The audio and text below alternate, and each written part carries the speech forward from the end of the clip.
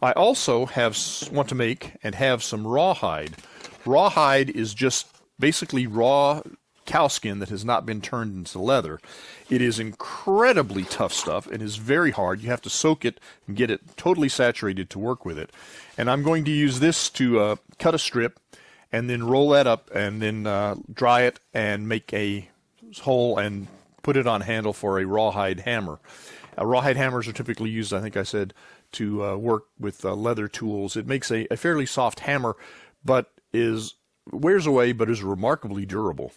Rawhide is really tough stuff. I have this piece of rawhide left over from a previous project.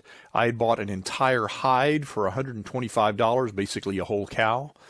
This piece is, well, to cut to the chase, the cost of the piece of leather I'm going to use to make a hammer from this is going to be less than $1. I'm estimating about 60 cents.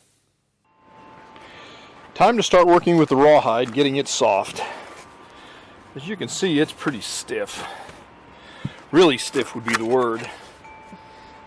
I'm going to do my best to get it started into this water. And we're just going to let it soak. And it's probably going to take it many hours, potentially overnight, before it's soft enough to actually work with. The rawhide has been soaking in water overnight, and the only thing I've done is just push it down into the water a little bit when as it softened, and I was able to get more of it in there. And now it's quite pliable and soft, and has the most wonderful smell to it. I mean, essentially it's just skin sitting in a pot of water, actually not too far away from rotting flesh.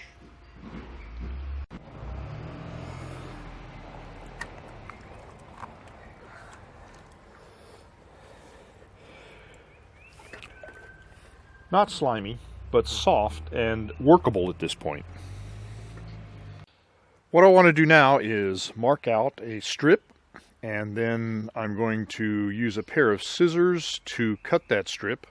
Then I want to roll that strip up as tightly as I can. I'm going to wrap it up in a bit of cloth, bind it with some string, and then we're going to go about getting it dry again. Probably going to put it in the oven at a very low temperature and see if I can hasten the drying.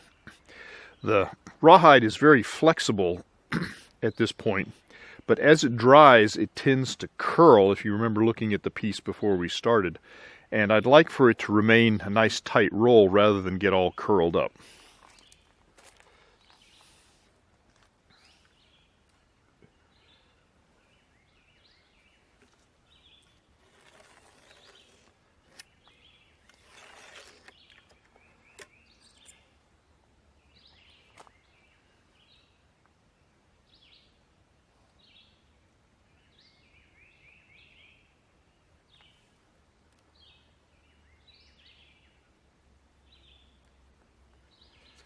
I'm also expecting some shrinkage as it dries, so I'm going to cut it a little bit wide and hope that I can compensate for that shrinkage.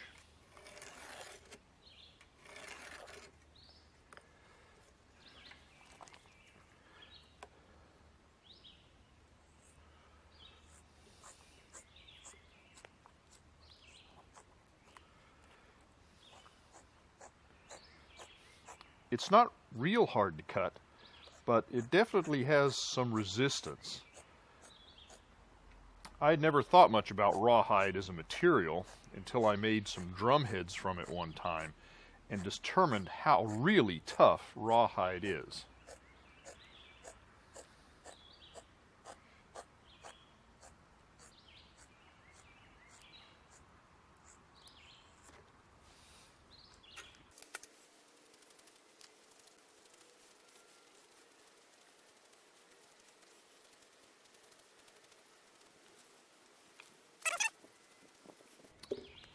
Hide feels a little thinner at this end, a little thicker at this end, so that's why I'm starting at the thin end.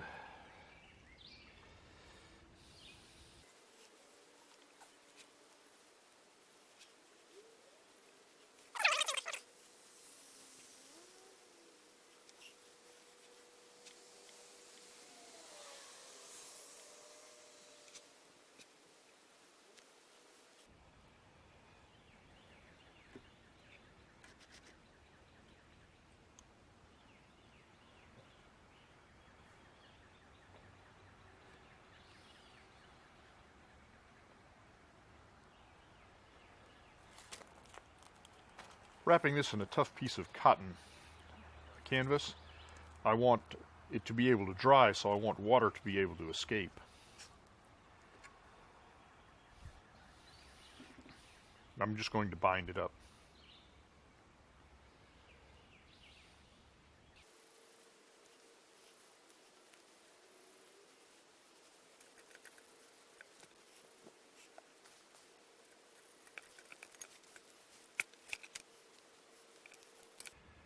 And I'm going to tie this off and then try it in a very, very low oven.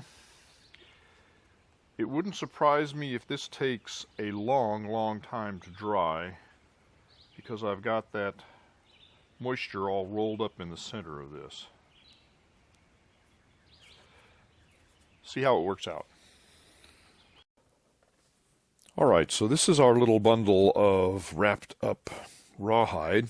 It's been in a very low oven for about 20 hours or so. It feels nice and dry and hard. Let's see what we've got here. The string's pretty loose, so it's obviously shrunk quite a bit.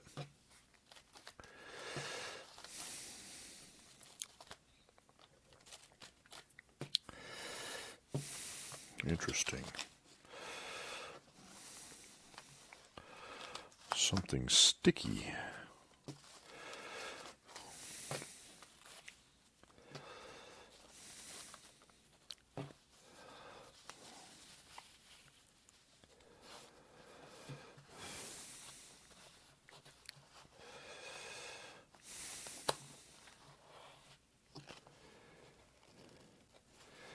Well. Wow.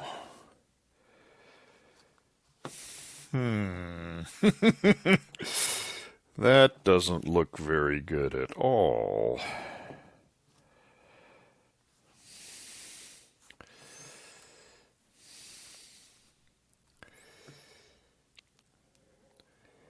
It's hard, but weird. Some sort of... Is that collagen maybe that came out of there and hardened? I don't know. Well, may be able to cut that down a little bit, but it would make a very short little hammerhead. Much more shrinkage, this longitudinal direction, than I expect. I think we're going to have to try this again. So I went ahead and cut off the ends of this original rawhide roll-up that I did. And stuff's really hard. Actually, it's a little bit soft right there in the middle, but the ends were really shrunken and misformed. Did an amazing job, and I'd speculated that all this stuff that came out might be collagen, and indeed, after a little YouTube surfing, that is indeed what it is. Essentially, this is hide glue. So the moisture actually dissolved the collagen in the rawhide, and then expressed itself, came out somehow. So this little chunk here is just actually a hard chunk of rawhide glue. And apparently it lasts very long in this particular form. You can last a long time. And to use it, you just heat it up with a little bit of water and then can use it as a glue. Seems pretty brittle to me. It flakes off. Anyway, also in my research, I found that what probably happened was I tried to dry it too fast in an oven. It needs more time to dry. And I saw a couple of folks who had rolled up their rawhide and then surrounded it with a piece of aluminum flashing and some hose clamps to hold it in place while it dries. And so I'm trying that, and it looks like that's going to be fairly successful. The difference is, whereas this dried over the course of about 20 hours, this is going to take several days to dry. So we'll let it dry and we'll see how it works out. Interesting. This is the rawhide that I had taken out of the flashing and put the clamps around a couple days ago, and all of the clamps are loose, like really loose.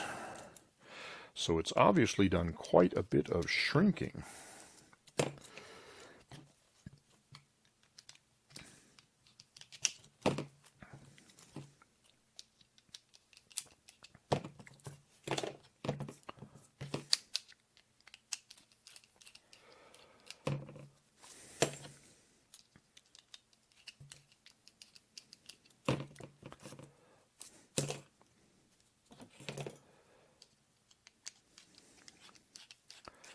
almost loose enough for the clamps to all fall off. Not quite, but definitely significantly looser. And there's the rawhide blank. It's hard. It still looks and feels a little damp in the middle, but it's definitely tight. Let's take a look at a couple of the others. Oh, this one's really loose, completely loose. Interesting. Got one more here. Yeah, this one's loose too.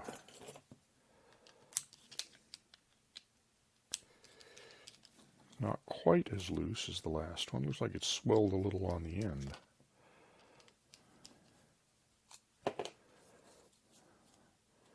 That clamp is loose, but it's the tightest of the ones we've found so far.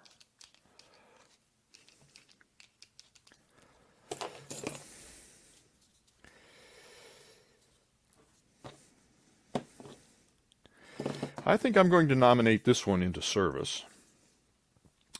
So I'm going to go bandsaw off the ends.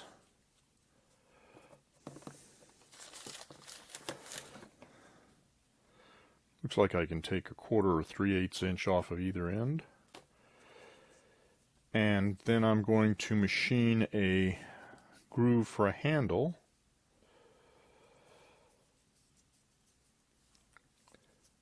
We'll see how this turns out. This is interesting. Well, that was pretty interesting. The rawhide machined fairly nicely. A little bit of chipping on the other side. The interesting thing was that the outside was pretty hard, but when you got to the inside, it's obviously not hardened up yet because there was this soft, gummy, elasticy stuff that was coming out of the hole and getting stuck to the bit.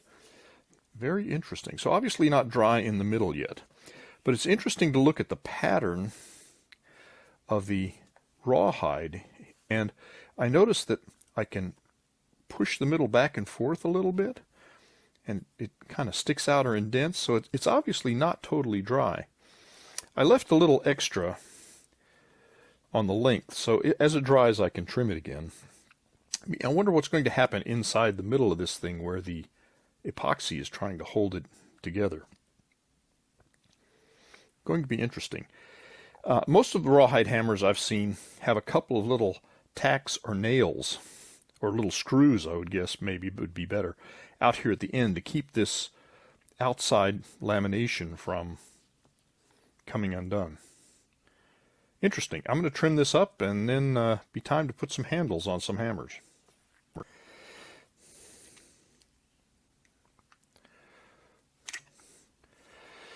Well, there we go.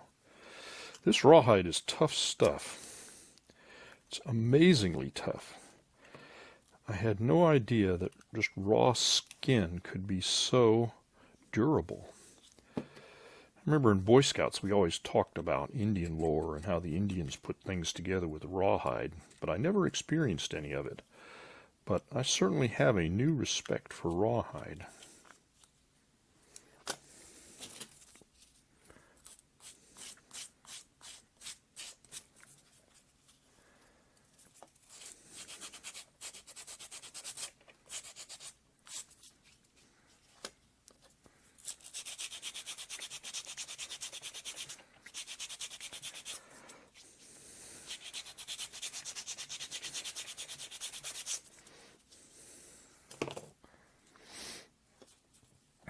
I think this is the top, and this is the bottom.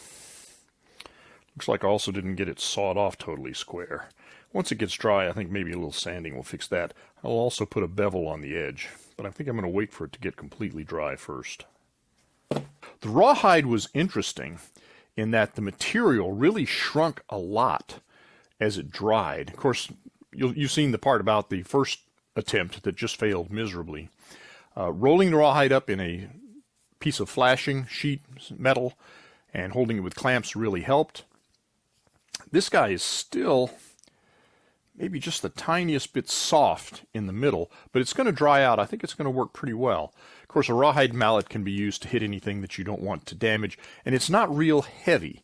So unlike the lead hammer, it's not going to deliver a powerful blow, but it's interesting, be good for like leatherworking tools and things like that.